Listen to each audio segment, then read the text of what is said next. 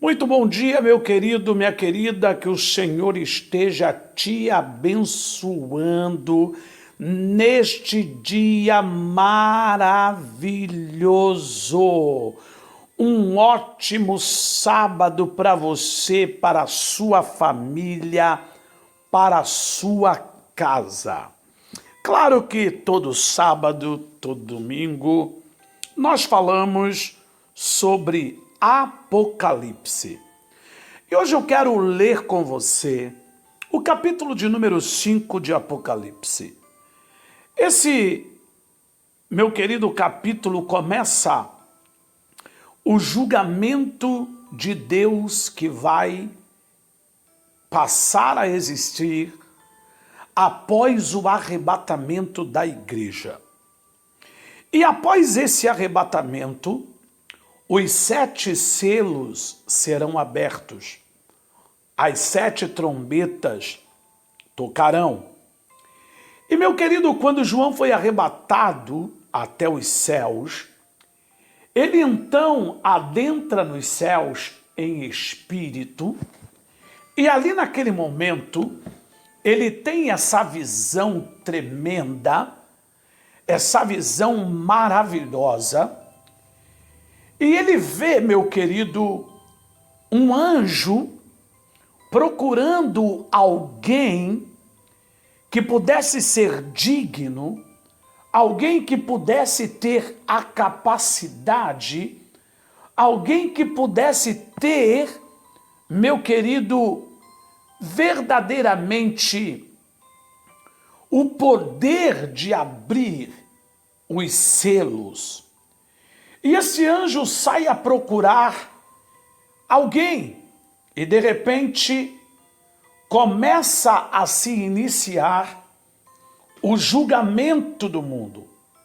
E o apóstolo chora, porque a Bíblia diz que não se encontra ninguém nos 4 cantos da terra considerado digno de abrir aquele livro, considerado capaz de abrir aquele livro.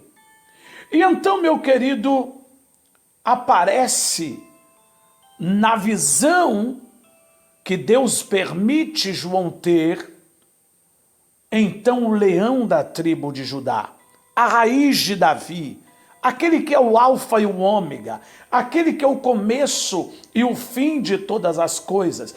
E Deus então permite a João ver que, apesar de não ter ninguém na terra capaz de abrir, meu querido, aparece um vindo dos céus e que está nos céus, capaz de abrir o livro e capaz de abrir os selos. Vamos ler capítulo de número 5 de Apocalipse. Vi na destra do que estava sentado sobre o trono um livro escrito por dentro e por fora, bem selado com 7 selos. Olha que interessante. Reflita comigo. João vê um livro escrito por dentro e por fora. Se ele viu o escrito por dentro e por fora, Deus deu a capacidade dele ver o revelado e o escondido. As coisas escondidas diz que pertencem a Deus, Deuteronômio, e as coisas reveladas diz que pertencem ao homem. E Jesus permite que João ele tenha uma visão espiritual, uma visão de águia, ele consegue ver do lado de fora e do lado de dentro. E quando ele acaba de ver, logicamente, qual foi o sentido que ele começou a chorar? Porque ele começou a ver o que estava oculto, ele começou a ver o que estava pelo lado de dentro. E ele, quando sai daquela visão, quando deixa de estar naquela visão, ele vê que o livro que ele havia visto por fora e por dentro, ele está selado. E além disso, ele não está simplesmente selado como qualquer selo real. Ele está selado com 7 selos. Olha só isso. 7 é o número da perfeição. 7 é o número de Deus. 7 é o número da divindade santa. Então, só quem poderia abrir o livro seria alguém que fizesse composição dessa santidade, dessa divindade. E aí, então, entra Jesus, entra o Cordeiro de Deus que tira o pecado do mundo. Versículo 2. E vi um anjo forte, clamando com grande voz: quem é digno de abrir o livro e de romper os seus selos? De repente, João se depara com um anjo, não qualquer anjo. Era um anjo, a Bíblia é cheia de detalhes, era um anjo forte. E esse anjo estava clamando, não estava clamando normalmente, com grande voz, perguntando nos 4 cantos: quem é digno de abrir o livro? Primeiro, quem é digno? Segundo, quem pode abrir o livro? Terceiro, quem pode romper aqueles selos? Então, primeiro, o que ia abrir o livro tinha que ter a qualidade, tinha que ser digno, tinha que ser capaz. Só que, além dele abrir o livro, ele não ia só abri-lo. Antes de abri-lo, ele precisava romper os 7 selos. E para isso ele tinha que ter dignidade para tal. Versículo 3. João chega e diz: a ninguém no céu, e ninguém no céu, nem na terra, nem debaixo da terra, podia abrir o livro e nem olhar para ele. Olha que coisa fascinante.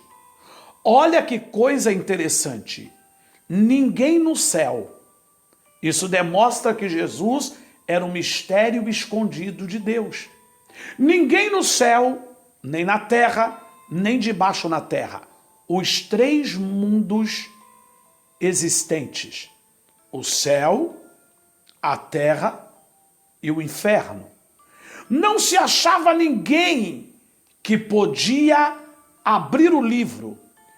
E olha que o livro era tão fabuloso, era tão tremendo, era tão poderoso, que ninguém podia nem sequer olhar para ele.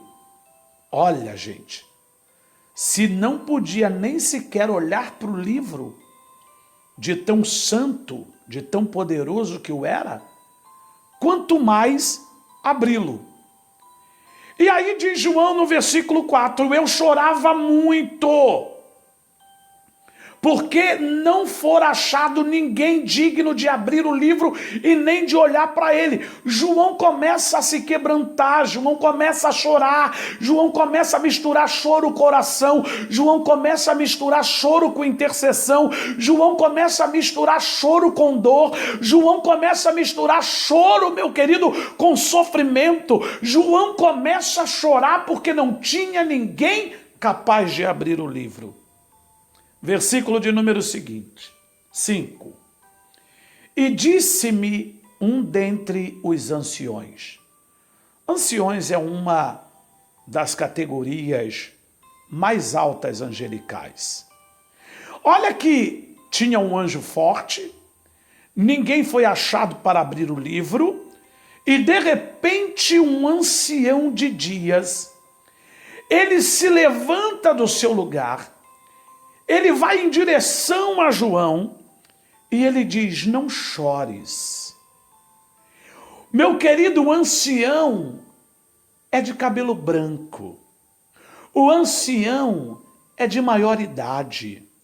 O ancião é aquele que já está velho. O ancião é aquele que tem a sabedoria da vida. O ancião é aquele que sabe tudo aquilo que vai acontecer lá na frente. O ancião já viveu tudo que você precisa ou vai viver. Então o conselho do ancião é um conselho prudente, é um conselho sábio, é um conselho consolidado, é um conselho firme, não é, nosso irmão Albino? Não é desse jeito? O ancião, ele sabe do que está falando. E aqui ele diz: não chores, eis que o leão da tribo de Judá, a raiz de Davi, ele venceu. E por isso, o que diz? Ele venceu para abrir o livro e romper os 7 selos. Veja bem, o ancião chega, consola e diz: não chores, enxugue suas lágrimas. Há uma resposta. Deus ouviu a sua oração. Deus ama a noiva. Deus ama a igreja. Deus vai proteger a igreja. Deus vai dar escape à igreja. Deus vai dar livramento à igreja. E por isso ele levantou o Cordeiro, aquele que tira o pecado do mundo. Ele levantou o leão da tribo de Judá. Ele levantou um que é da raiz de Davi, da raiz de Jessé. Ele venceu a morte, ele venceu os demônios, ele venceu o inferno, ele venceu as tentações, ele venceu todas as coisas. E por isso, ele é capaz de abrir o livro, porque só ele foi capaz de vencer a morte. Todos os líderes religiosos que passaram pelo mundo morreram, continuam debaixo do poder da morte. Todos, meu querido, que diziam ser super espiritualistas, morreram e continuam debaixo do poder da morte. Todos que passaram e diziam ser profeta da luz, profeta dos tempos, morreram e continuam estando sob o poder da morte. Mas ele também morreu. Ele era profeta, ele era a luz, ele era o Senhor, ele era o rei, ele era o Filho de Deus, ele era o maior dos homens, ele era o Senhor, ele era a autoridade, ele é e sempre será. Mas ele também morreu. Só que ao terceiro dia, quando o inferno se reunia para cantar a vitória, alguém bate nas portas do inferno. E quando bate nas portas do inferno, eu imagino Satanás dizendo para uma das suas entidades: vai lá atender a porta. E ela diz: não, eu não. Se todos nós estamos aqui, quem está lá?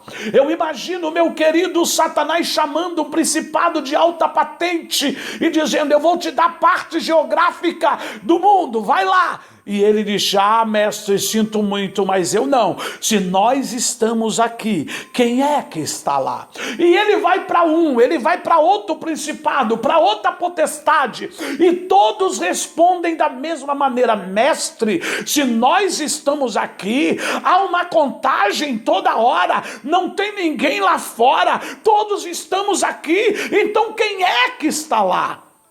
O medo toma conta do inferno.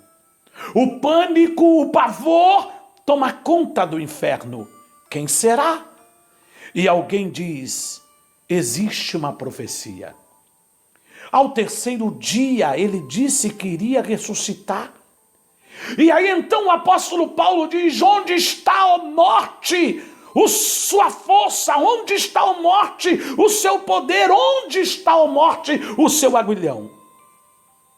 E ali Satanás diz: parem de bobeira, nós somos os donos do mundo, festejamos, bebam, fumam, cheiram, cantem, dancem, o mundo é nosso, Jesus está morto.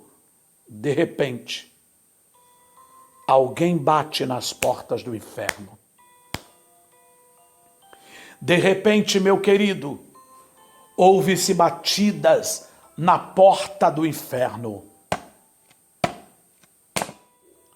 Satanás, meu querido, não acredita, mas de repente a batida aumenta.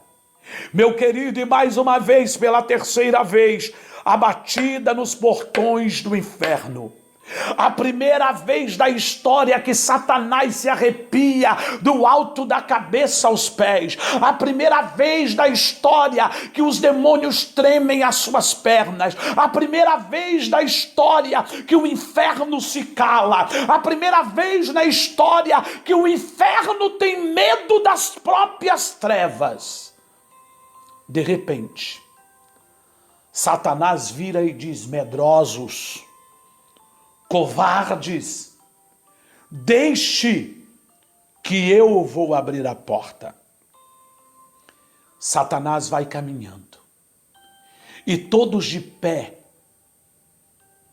sem dar um suspiro, olhando, e na medida que Lúcifer, que não é mais Lúcifer, anjo de luz, mas Satanás, anjo caído, ele vai se aproximando dos portões, o seu corpo gradativamente vai se encurvando. Como uma mulher corcunda, ele vai se encurvando sem que ele queira. Ele vai se encurvando sem que ele aceite. Ele vai se encurvando sem que ele concorde. E quando, meu querido, ele chega para pôr as mãos na fechadura dos portões do inferno, ele já está quase de joelho. E de repente, quando ele põe as mãos, ele cai de joelho. Os portões do inferno se abrem e ele vê de cara o Rei dos Reis, o Senhor dos Senhores, o Onipotente, o Alfa e o Ômega, o princípio e o fim, aquele que é, aquele que era, aquele que há de vir. E de repente, o inferno é cheio de luz, de glória, de presença. É a primeira vez que o inferno sente o cheiro da rosa de Saron, do lírio dos vales. É a primeira vez que o inferno vê brilho nas suas moradas. É a primeira vez que o inferno, meu querido, vê luz. E a estrela da manhã ilumina todos os quartos escuros do inferno. E Satanás está cabisbaixo, de joelho. Principados, potestades, demônios, espíritos, olhando-os apavorados, trêmulos, e dizendo: vieste nos atormentar antes do tempo, Jesus de Nazaré. E Jesus vira para Satanás e diz: não, ainda não é chegado a minha hora. Eu vim fazer uma coisa. Eu dei uma ordem profética ao meu discípulo Pedro. E eu disse para ele em Mateus 16 que as portas do inferno não prevaleceriam contra a igreja do Deus vivo. E eu vim aqui, Satanás, exercer a minha autoridade. Eu te venci no deserto e eu vim te vencer dentro da sua própria casa. Dai-me a chave da morte do inferno, porque até onde tu moras, tu morarás emprestado. Eu sou o Senhor da vida, eu sou o Senhor da morte. Eu vim buscar as chaves do inferno, porque as portas que eu abro ninguém fecha, e a porta que eu fecho ninguém abre. E naquele momento, Satanás, que foi se encurvando gradativamente, até chegar nas portas e ficar de joelho, ele pergunta: Senhor, o que houve? Ele sabe que Jesus é o Senhor. Por que eu fui me contorcendo? Por quê? Eu fui me curvando? Por quê? Eu fui me ficando corcundo? Por quê? Eu fiquei ao ponto de ajoelhar-me? Porque está escrito: todo joelho se dobrará e toda língua confessará que Jesus Cristo é o Senhor. Dai-me a chave da morte e do inferno. Satanás então dá a chave às mãos do mestre, às mãos de Jesus. E de repente, meu querido, Jesus diz: sabe por quê?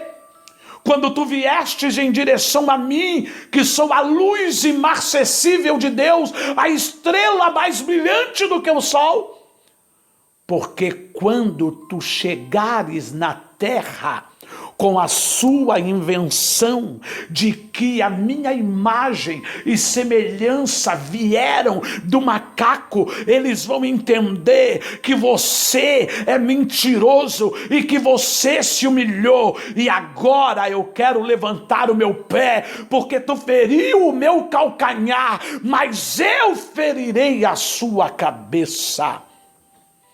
Jesus esmagou a cabeça da serpente dentro da sua própria casa. Jesus esmagou a cabeça da serpente diante dos seus próprios súditos. Imagine como o diabo deve estar sabendo que diante dos seus súditos ele é um derrotado, ele é um perdedor, ele é, meu querido, alguém que não vai vencer. E agora, Jesus toma a chave da morte e do inferno, esmigalha a cabeça do diabo e diz: não, Satanás, eles não são do macaco, eles são a imagem e semelhança do Deus vivo, eles se parecem comigo. Jesus acaba com a festa no inferno, sobe à terra, com a chave da morte e do inferno nas mãos, prega aos espíritos encadeados, sobe à terra. Aparece a Maria Madalena lá no capítulo 20 de João, e de repente, meu querido, quando Maria ouve a sua voz, diz: Rabone, e ela vem correndo, ele diz: não me toques. Vai aos teus irmãos, diga que suba ao teu Pai, vosso Pai, o meu Deus, vosso Deus, porque ainda não fora glorificado. Jesus então dá o poder à igreja. E agora, Romanos 16, 20, diz que em breve Deus esmagará o diabo debaixo dos vossos pés. Esse, meu querido, essa, minha querida, é o leão da tribo de Judá, aquele que ressuscitou ao terceiro dia para te dar vitória. Não temas, o diabo não poderá te vencer, não ceda às tentações, ele está debaixo dos seus pés. O Senhor te fez para triunfar, para conquistar, para avançar. Por isso, parar nunca, avançar sempre, desistir jamais. Sabe por quê? A vitória já está ganha. Te espero no arrebatamento. Que Deus te abençoe, que você tenha um dia maravilhoso e não se esqueça: santificai-vos e vigiai, porque sem santidade ninguém verá o Senhor. Que Deus te abençoe e te guarde. Que Deus faça levantar sobre ti o teu rosto e te dê a paz. Tenha um ótimo dia, um maravilhoso dia. E claro, vamos evangelizar o mundo. Pelo menos envie para 5 pessoas do seu ciclo de amizade. Ajude a salvar almas de caírem no inferno sem esperança de ver Deus. E claro, não se esqueça de orar pela minha vida. Que o Senhor te abençoe e te guarde. Que o Senhor faça levantar sobre ti o teu rosto e te dê a paz.